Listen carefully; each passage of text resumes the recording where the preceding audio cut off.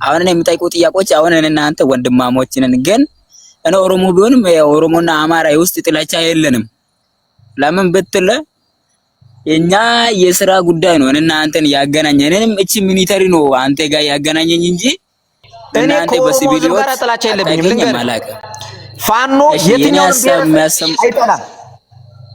ላለመሞት ምን እናድርግ ሰላም እንዲመጣ ላልከው ጥያቄ ልመልስልህ። እኔማ የተወለድኩበት ኦሮሚያ ክልል ነው፣ ግን አሁን ያለው የት ነው? አሁን ያለው አማራ ክልል ነው ያለው። ስለዚህ አማራ ክልል የቱን ቦታ ላይ ተወው። እኔ ወታደር ነህ የት ቦታ ነህ ምናምን አልልህም፣ የት ጋር ያለው ምናምን አልልህም። ነገር ግን የእናንተ ልጆች ከድተው ያገዛዙ ሴራ ተረድተው ወደ ፋኖ የሚገቡ ልጆች እንዳሉ ታውቃለህ? መሳሪያ ይዘው ወደ ፋኖ እንደሚሄዱ አውቀዋለሁ። ሲመጡ ግን የመሳሪያ ግምት ብር ከፍለን ምናልባት ደውለህም ልጠይቃቸው ይችላል። የመሳሪያ ክላሽ ይዞ ከመጣ የክላሹን ዋጋ ክላሽ ይዞ ከመጣ የክላሹን ዋጋ እኔ አሁን አንተ ሌላ እንትን ውስጥ ምናምን እንድትገባ አይደለም። ወንድሜ ነህ፣ እኔም ወንድምህ ነኝ። ምንም ቢሆን አንድ ኢትዮጵያ ሀገር አለችን። አንተም ለኢትዮጵያ የምታስብ ከሆነ ከኔም ሀገር አለችኝ። መከላከያው ለኢትዮጵያ ነው የምናስበው የምንታገለው ምናምን። እኔም ለኢትዮጵያ ነው የምታገለው። ለአማራ ህዝብ አማራ ተለይቶ በዘር ቢገደልም ለኢትዮጵያ ህዝብ ነው የምታገለው። የኢትዮጵያ ህዝብ እኮ ሌላው ብሔር ኦሮሞ ለምሳሌ አንዴ ጋቸና ሲርጋ ይባላል። ኦሮሚያ ክልል ያለው መከላከያ ልጅ ሸኔ ነውና ተብሎ አባት አልተገደለም። ልጅ ሸኔ ነው ተብሎ አባት አልተገደለም። ልጃችሁ ሸኔ ነውና እናንተን እንገላችኋለን ተብሎ አልተገደለም። ሀጫሉ ሁንዴሳን አብይ አህመድ አይደለም እንደ የገደለው? ኢንጂነር ስመኘው በቀለ የታላቁ ኢትዮጵያ ህዳሴ ግድብ ኢንጂነር ስመኘው በቀለ ሽጉጥ፣ አንተ እንግዲህ ወታደር ነህ፣ በዚህ በኩል ሽጉጡ በዚህ ተገኘ፣ ሽጉጡ በዚህ በኩል ማለት ነው። እንዴት ነው እንደዚህ አድርጌ ራሴን የማጠፋው በሽጉጥ ንገረኝ እስኪ። በምን አይነት ኳልኩሌሽን ነው? ራሴን ካጠፋው ሽጉጡ በዚህ ነው የሚወድቅ እንጂ በዚህ ነው እንደ ተመልሶ የሚመጣ? በግራ ጆሮ ተመቶ ሽጉጡ በቀኝ በኩል ተገኘ ተብሎ ራስን ለማጥፋትም እኮ ቴክኒክ አለው።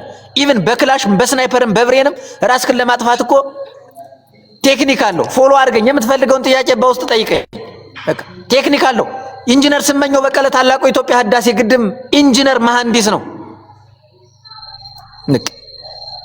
እሱን ገሎ ለግብጽ አሳልፎ ሸጠ። ፋኖ የግብጽ ተለላኪ ነው ይላል እንዴ? ግብጽ ናት እንዴ እየተዋጋች ያለችው እዚህ ጋር? እኔ ኢትዮጵያዊ ነኝ፣ እኔ አማራ ፋኖ ነኝ፣ አማርኛ ነው የምናገር። ግብጽ ከሆነ ቢያንስ ከለሩ ጥቁርም ሊሆን ይችላል፣ ነጭም ሊሆን ይችላል፣ ቋንቋውም ይለያያል።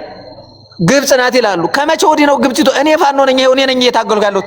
የይዤው እኮ ኤልዲ ጥቁር ክላሽ ነው። ኤልዲ ጥቁር ክላሽ ማለት ነው። ማሳየት እችላለሁ። ኤልዲ ጥቁር ክላሽ ነው ይዤ። ይሄን ጥቁር ክላሽ ከላይ አላመረትኩትም፣ ከታች ቆፍሬ ያላዋጣሁትም። በውጊያ ወቅት ተማርኮ ያገኘሁት ነው። ላለመሞት እናንተም እኛም እናንተ እኮ የአብይ አህመድን ጀነራል ሰብሰብ አድርገህ አስረህ እንትን ማለት። በነገራችን ላይ አንድ ነገር ልንገርህ፣ ኢትዮጵያ ሉዓላዊት ሀገር ናት። ሀገር ጠባቂ ነው ይብላል። ኢትዮጵያ ውስጥ ለሱዳን ሰራዊት እንደሚሰለጥን ታውቃለህ? ክልል 6 ቤንሻንጉል ጉምዝ ሰራዊት ይሰለጥናል ለሱዳን ጦር። ክልል 6 አንድ ሉዓላዊት ሀገር ሳታስፈቅድ የጦር ሰፈር ሰጣ ማሰልጠን በጭራሽ አትችልም። ይሄ ህጉ ነው። እሺ እድል ስጠኝ እስቲ ቀጥል። ሰዓትም እየሄደብን ስለሆነ በውስጥ እኔና አንተ ተገናኝተን የምንጠያየቀው ጥያቄዎች አሉ፣ ግን እዚህ ላይ የሚመልስልህ ጥያቄዎች አሉ ማለት ነው። አሁን እኔ የምጠይቀው ጥያቄዎች አሁን እኔና አንተ ወንድማሞች ነን፣ ግን እኔ ኦሮሞ ቢሆንም ኦሮሞና አማራ ውስጥ ጥላቻ የለንም። ለምን ብትል የኛ የሥራ ጉዳይ ነው እኔና አንተን ያገናኘን። እኔም እቺ ሚኒተሪ ነው አንተ ጋር ያገናኘኝ እንጂ እኔና አንተ በሲቪሊዮት አታውቀኝም፣ አላውቅም። ግን አንድ ኢትዮጵያዊ እስከሆነን ድረስ አንተም ስትነካ ያመኛል፣ እኔም ስትነካ ግን አንተንም ላም ይችላል። ለምን ኢትዮጵያዊ እስከሆንክ አሁን እኔ ግብጽ መታ ኦሮሚያ ክልል ግብጽ ገብቷል እየተዋጋች ነው ኢትዮጵያውያን ቢባል አንተም ኢትዮጵያዊ ስለሆንክ ልትቆም አይችልም። ለምን ልትሰማ ይችላል ኢትዮጵያዊ ስለሆንክ ለባንዲራ ብለህ ማለት ነው። ግን ለባንዲራ ሆነ ተሰምቶልህ ሻኔ ሆኖ ወይ ፋኖ ሆኖ የኢትዮጵያን ባንዲራ የሚያቃጥል ሰው ግን ኢትዮጵያዊ አይደለም። ለምን ፋኖ ስለተባልክ ወይ ሻኔ ስለተባልክ አይደለም። ዋኖፊ አንደኛ ባትሪ 1% ነው ያለው። ሁለተኛ በውስጥ አውራው እያሉ ነው። ተው ይቅርብን። እዚህ ጋር ጽሁፉን አንብበው ጠቅላላ በውስጥ እያሉ ነው። ይቅርብህ ተው በቃ እዚህ ጋር ምክንያቱም ምን አይነት ስጋት እንዳለ ይታወቃል። አውቃለሁ። በጣም ያለው ልጅ ሞጣ ላይ ነው የተናገረና ተረሽኗል ልጁ ማለት ነው። ሲረሸን እኔ ባይኔ አይቻለሁ ብሎ አንድ ተማርኮ የመጣ ልጅ ነገረኝ። እኔ የተማርከው ልጅም ሁሉ አለ አመጣልሃለሁ። እና ባትሪ 1% ነው 800 ሰው አለኝ። ይኸው ፓወር ባንክ ሁሉ ጨርሷል። ባይገርማችሁ እንጂ እኔ ፓወር ባንክ ሁሉ ጨርሷል። ባትሪ 0% ነው ያለው። በጣም ማውራት እንፈልጋለሁ። ማውራት እንችላለን።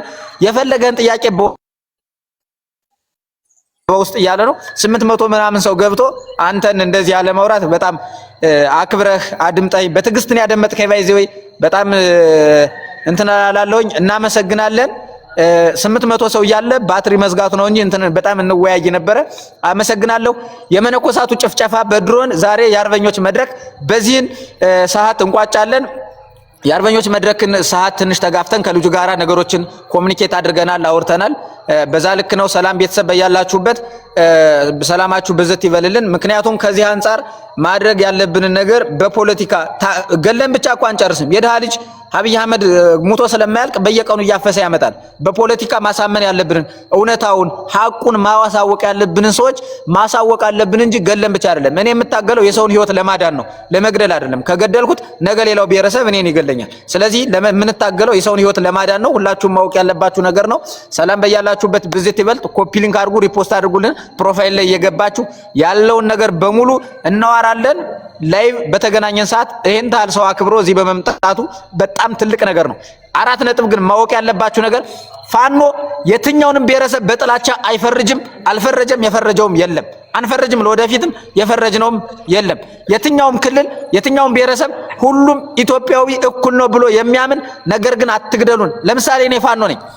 ነገ ፋኖ ሆኜ ታግዬ ወጥቼ ሌላውን ብሔረሰብ ፋኖ በልጦ አማራን በልጦ ይኑር አልልም።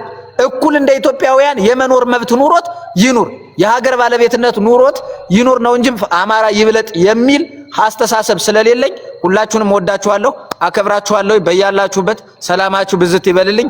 ወንድሜ በውስጥ አብራኝ ዋኖፊ ጓደኛም አለ፣ እናወራለን። ሰላማችሁ ብዝት ይበል በያላችሁበት። ዛሬም ነገም የአማራ ሕዝብ እንደሌላው ብሔረሰብ ተከብሮ እንዲኖር እንፈልጋለን። እኩል የሆነች ኢትዮጵያን መመስረት እንፈልጋለን። ለዚህም ሁሉም ኢትዮጵያዊ ወጣት እኩል መረባረብ አለበት እላለሁ። አመሰግናለሁ።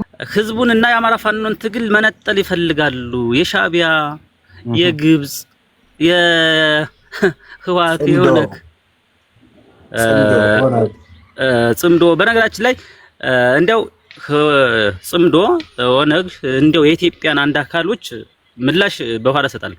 ሻዕቢያ የግብጽ በእነዚህ ምላሽ ልስጥና ለምን እነዚህ ለዋላዊ አገር ናቸው። ራሳቸውን ችለው ራሳቸውን የሚያስተዳድሩ አገር ናቸው። መጀመሪያ በእነዚህ ምላሽ ልስጥ ብያሰቡ። ለመሆኑ የአማራ ፋኖ ትናንትናም ዛሬም እዚህ ቦታ ላይ ሲቆም ድርጅት እንደ ድርጅት ወልዶ አንድነቱን አብስሮ አንድነቱን አጠንክሮ ዛሬ ላይ ሲቆም የግብጽና የሱዳን ወይም የኤርትራ ተላላኪ ነው ሊብሉ የሚችሉ ሰዎች አሉ፣ ይመጣሉ። እነዛ እነማን ናቸው?